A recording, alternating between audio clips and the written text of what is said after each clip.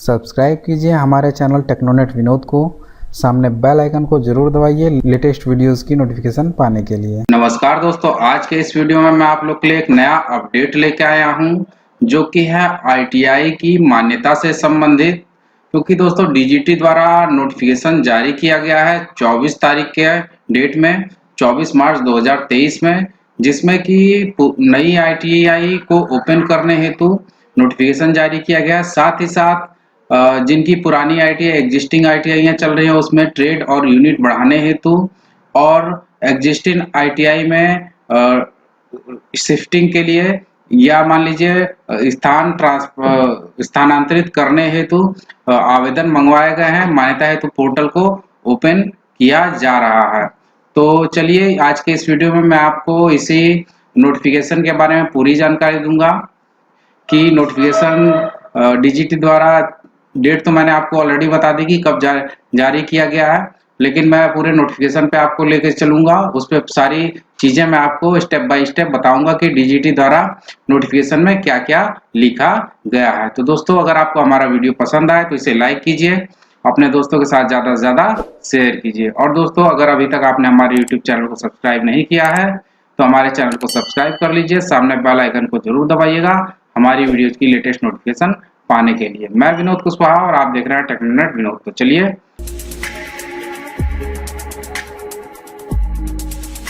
तो दोस्तों सबसे पहले मैं आपको ले चलता हूं कंप्यूटर की स्क्रीन पे, वहीं पे सारी डिटेल मैं आप लोग को बता देता हूं। लेटर डीजीटी द्वारा जारी किया गया है, निवी पोर्टल को ओपन किया जा रहा है।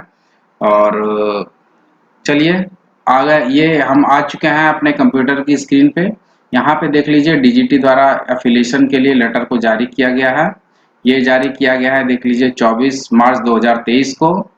और यहाँ पे all state directorate union territory administration dealing with craftsman training scheme, जो भी आईटीआई से रिलेटेड सीटीएस स्कीम से रिलेटेड हैं, जो डील करते हैं, उनके लिए ये लेटर जारी किया गया है। सब्जेक्ट में देख लीजिए opening of NIMI portal to invite application for accreditation affiliation of new ITI, addition of trade units in existing ITIs and shifting of ITI. इसका मतलब है कि नई आईटीआई की मान्यता के लिए आवेदन को आमंत्रित किया जा रहा है निमी पोर्टल पे। निमी पोर्टल को ओपन किया गया है और एग्जिस्टिंग जो आईटीआई हैं, जो ऑलरेडी पहले से आईटीआई चल रही हैं, उनमें ट्रेड और यूनिट बढ़ाने हेतु आवेदन मंगवाए गए हैं। और साथ ही साथ जिन आईटीआई को अपनी जगह को एक स्थान से दूसरे स्थान पर शिफ्ट करना है, उन आईटीआई के लिए भी आवेदन मंगाए जा रहे हैं। और इसकी जो डेट है वो भी मैं आपको बता देता हूं। तो यहाँ नीचे देख लीजिए, dear sir madam, it is inform that NIMI affiliation portal will be open from 27 March 2023 to 25 April 2023 to invite application of for accreditation affiliation of new ITI, addition of trade units and existing ITIs and shifting of ITIs। ठीक है, तो यही चीज है। और इसको मैं अब आपको पूरा हिंदी में दिखा देता हूँ क्या लेटर है, उसमें आपको ज़्यादा समझने में आसानी होगी। और जो चीज़ थोड़ी डिफिकल्ट होगी वो मैं आपको अपनी भाषा में बता दूंगा। तो हम आ जाते हैं सीधे हिंदी वाले लेटर पे। तो यहाँ पे देख लीजिए, शिल्पकार प्रशिक्षण योजना मतलब सीटीएस से संबंधित सभी राज्य निदेशालय को और संघ राज्य के क्षेत्र प्रशासन को जो भी डील करते हैं सीटीएस योजना में। ठीक है, तो विषय में क्या क्या क्या बोला गया है वो तो मैंने इंग्लिश में ऑलरेडी बता दिया, हिंदी में भी आपको प्रॉपर बता देता हूं। नए आईटीआई की मान्यता या संबद्धता मौजूदा आईटीआई में व्यापार इकाइयों को जोड़ने और आईटीआई को स्थानांतरित करने के लिए आवेदन आमंत्रित करने के लिए निमी पोर्टल को खोलना।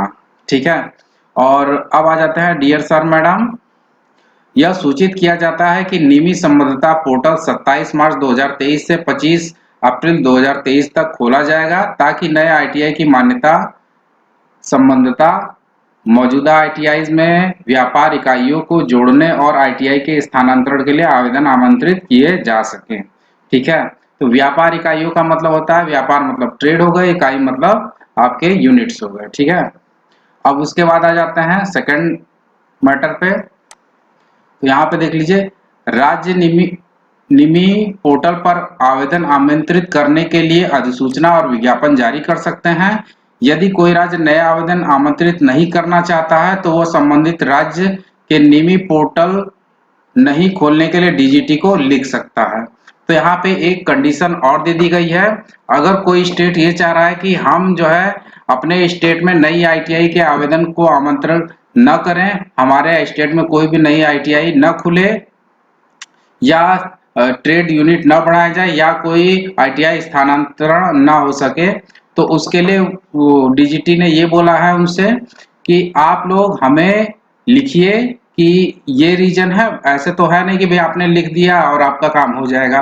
भाई प्रॉपर रीजन के साथ जो है डीजीटी को राज्य निदेशालय से से लेटर लिखना होगा कि इस रीजन से हमें अपने स्टेट में नहीं आईटीआई का आवेदन जो है नहीं मंगवाना है और हमें आईटीआई नहीं खोलनी है। तब उस पर जो भी कमेटी बनेगी डिसाइड होगा कि भाई इस राज्य के लिए हमारे स्टेट डायरेक्टरेट ऑफिस से जो है इस तरह का लेटर आया है और वहां पे हमसे ये आवेदन किया गया है कि भाई हमारे स्टेट में कोई आईटीआई न खुल पाए, वहां के निमी पोर्टल को बंद किया जाए आवेदन के लिए। तो वहां पे उस पर डीजीटी विचार कर सकते हैं और उस स्टेट में नए आवेदन नहीं लग पाएंगे। ठीक है, अब आ जाते हैं थर्ड नंबर पे संबद्धता नियमावली 2018 में परिभाषित प्रक्रिया के अनुसार आवेदन आमंत्रित किए जाएंगे। इसका मतलब यह है कि 2018 में नए रूल्स और नए गाइडलाइन जारी किए गए थे डीजीटी के द्वारा मान्यता के लिए, आईटीआई की नई मान्यता के लिए, शिफ्टिंग के लिए या फिर ट्रेड और यूनिट्स को बढ़ाने के लिए। तो उसी रूल के हिसाब से, उसी जो बुकलेट है उसके हिसाब से आपकी मान्यता की जांच की जाएगी, उसी बिहार पे आपको मान्यता दी जाएगी। और दोस्तों पूरा 2018 में जो भी नियमावली जारी की गई थी उसमें क्या क्या बेसिक चीजें नई आईटीआई ओपन करने के लिए जरूरत है, क्या इंफ्रास्ट्रक्चर चाहिए, सारी डिटेल हमारे चैनल पे अवेलेबल है। आप हमारे चैनल के प्लेलिस्ट में जाएंगे तो वहां पे एफिलिएशन ऑफ फॉर आईटीआई के लिए आपको एक प्लेलिस्ट मिल जाएगी, उसमें सारे एफिलिएशन से रिलेटेड आपको टॉपिक मिल जाएंगे और वहां से जाके आप सारी रिलेटेड प्रक्रिया को देख पाएंगे कि क्या क्या मानक 2018 की नियमावली में है। ठीक है, उसके बाद आ जाता है फोर्थ नंबर पे निमी पोर्टल पर आवेदन करने का मतलब यह नहीं है कि सत्र 2023 के लिए संबद्धता प्रदान की जाएगी। इन आवेदनों पर पिछले सत्र से लंबित आवेदनों को संसाधित करने के बाद पहले आओ पहले पाओ के आधार पर कार्रवाई की जाएगी। तो यहाँ पे भी डीजीटी ने साफ कर दिया है कि आपने अगर आवेदन कर दिया तो ये मत मान लीजिएगा कि आपको मान्यता दे ही दी जाएगी। पहले आओ पहले पाओ, पहले आवेदन करिए और पहले सारी प्रक्रिया कंप्लीट करिए तो आपकी पहले जांच होगी, उसके बाद आपको मान्यता दी जाएगी। वो भी पूरी जांच होने के बाद आप सही पाए जाते हैं तो ही आपको मान्यता मिलेगी। ऐसा नहीं है कि आप में कमी रहेगी तो आप पे आपत्तियां जारी की जाएंगी। जब तक आप सारी आपत्तियों को दूर नहीं करेंगे तब तक आपको मान्यता नहीं दी जाएगी। तो आवेदन करने का ये मत कर लीजिएगा कि भाई आपने आवेदन कर दिया तो हमारी मान्यता हो ही जानी है, कोई श्योरिटी नहीं है। अब आ जाते हैं लास्ट इन्होंने जो बिंदु दिया है उस पे आवेदकों को सूचित किया जाता है कि उन्हें निमी पोर्टल पर आवेदन करते समय संबंधित राज्य निदेशालय से वैध एनओसी अपलोड करना होगा। तो यहाँ पे पिछले साल भी ये चीज थी और इस साल भी इन्होंने साफ कर दिया है कि आवेदन करने से पहले फर्स्ट स्टेप में ही आपको राज्य निदेशालय से एनओसी मिलने के बाद ही आप आवेदन कर पाएंगे। वहां पे पूरा एनओसी आपकी अपलोड होगी, एनओसी कब से कब तक वैध है और एनओसी का क्या रजिस्ट्रेशन नंबर है, सारी चीज वहां आपको अपलोड करनी होगी। और वहां पे आपको वैध लीगल एनओसी अपलोड करनी है। अगर आप फर्जी तरीके से लास्ट डेट में आते हैं और कुछ भी डाल के अपलोड कर देंगे तो वहां पे आपके आवेदन को रिजेक्ट भी किया जा सकता है। तो इसका खास ख्याल रखिए। अगर आप नई आईटीआई ओपन करना चाहते हैं या शिफ्टिंग करना चाहते हैं या ट्रेड और यूनिट बढ़ाना चाहते हैं तो उसके लिए सबसे पहले आप अपने राज्य निदेशालय में संपर्क करिए कि हमें एनओसी की जरूरत है। तो वो पूरे आपको प्रक्रिया बताएंगे कैसे आप राज्य निदेशालय से एनओसी को ले पाएंगे। ठीक है दोस्तों, तो जो भी प्रक्रिया आपकी होगी निमी पोर्टल पे होनी है, और निमी पोर्टल पे सारी प्रक्रिया है, 3 स्टेप में फॉर्म भरे जाते हैं। तो उसके लिए मैं नेक्स्ट वीडियो आपको बना दूंगा जब भी मुझे मौका लगेगा। अभी जो है पोर्टल पे डेट तो जारी कर दी गई है, लेकिन लिंक अभी ओपन नहीं हुआ है। जैसे ही लिंक ओपन होगा तो वहां पे मैं आपको वीडियो के माध्यम से सूचना भी दे दूंगा, और कितने स्टेजेस क्या चीज है थोड़ी सी ब्रीफ आपको जानकारी भी दे दूंगा। क्या क्या आपको डॉक्यूमेंट्स की जरूरत है वो भी मैं नेक्स्ट वीडियो में आपको बता दूंगा, कि आप जब भी अपना आवेदन करने जाइए तो वो डॉक्यूमेंट सारे आपके पास अवेलेबल होने चाहिए, नहीं तो आपका आवेदन कंप्लीट नहीं हो पाएगा।